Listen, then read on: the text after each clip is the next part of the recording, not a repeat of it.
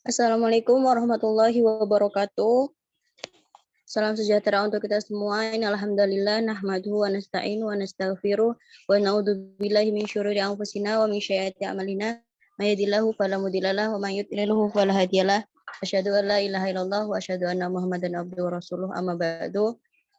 Langsung saja perkenalkan kami dari kelompok 8 tentang penerapan akad kord di lembaga keuangan syariah. Yang beranggotakan saya sendiri, Mas Maudia sebagai moderator, Habibur Rahman, Indah Maharani, Karin Felia, dan Pedro Septian Putra. Untuk materi yang pertama akan disampaikan oleh Indah Maharani. Kepada Indah dipersilahkan.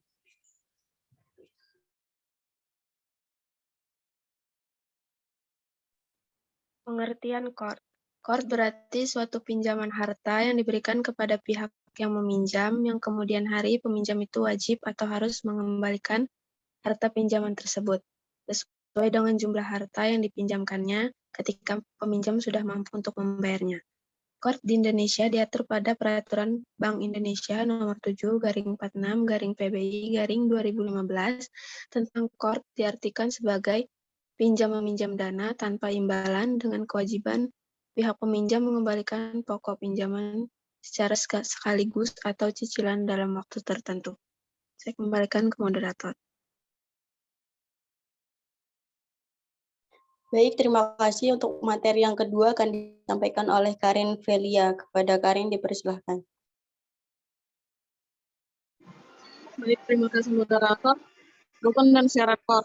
Rukun yang pertama ialah dua orang yang berakad yang terdiri dari mukrid atau yang memberikan utang dan muqtarid atau yang orang yang berutang. Yang kedua ialah kord atau barang atau objek yang dipinjamkan. Yang ketiga ialah sihat, ijab dan qabul. Syaratnya ialah harta yang dikorkan harus milik mukrot karena sifat aslinya sama, yaitu harta kord berpindah ke kepemilikannya dari milik mukrid menjadi milik muqtarid. Yang kedua, harta yang boleh dijadikan objek akad kord harus harta yang miliknya yang disepakati ukurannya, baik secara kuantitas maupun kualitasnya. Yang ketiga, tidak boleh mengambil manfaat dari akad ini meskipun sudah disetujui oleh dua belah pihak. Sekian, saya kembalikan ke moderator.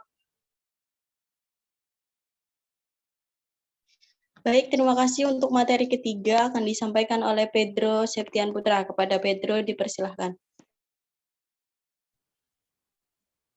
Penerapan akad dalam lembaga keuangan syariah. Satu-satunya akad berbentuk pinjaman yang diterapkan dalam perbankan syariah adalah kod dan turunan kod Hasan. Kodahun Hasan. Karena bunga dilarang dalam Islam, maka pinjaman kod maupun kodahun Hasan merupakan pinjaman tanpa bunga. Lebih khusus lagi, pinjaman kodhul Hasan merupakan pinjaman kebajikan yang tidak bersifat komersial, tetapi bersifat sosial. Pinjaman kebaikan Alkon digunakan untuk membantu keuangan nasabah secara cepat dan berjangka pendek. Produk ini digunakan untuk membantu usaha kecil dan keperluan sosial. Dana ini diperoleh dari dana zakat, infak, dan sedekah. Ketentuan mengenai Kodhun Hasan telah diatur dalam Fatwa DSN nomor 19/DSN MUI 9/2000. Objek dari pinjaman kod biasanya adalah uang atau alat tukar lainnya yang merupakan transaksi pinjaman murni tanpa bunga. Ketika peminjam mendapatkan uang tunai dan pemilik dana bank dan banyak wajib mengembalikan pokok utang pada waktu tertentu.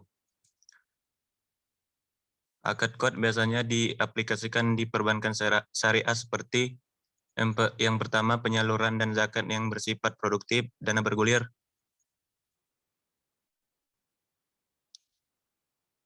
Baik, saya kembalikan ke moderator.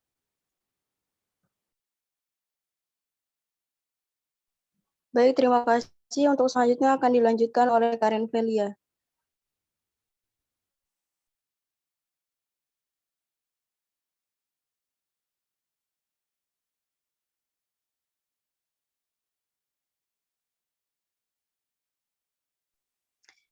Akad.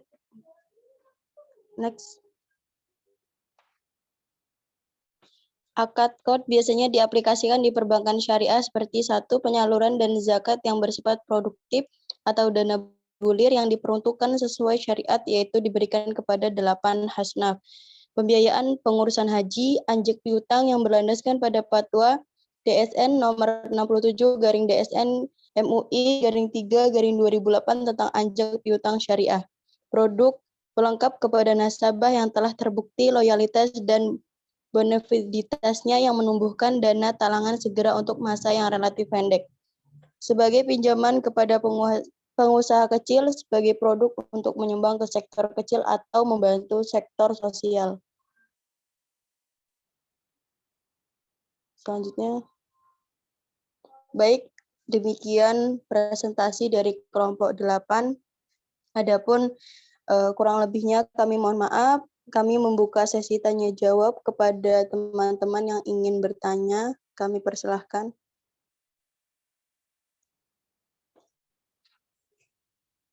Mungkin cukup.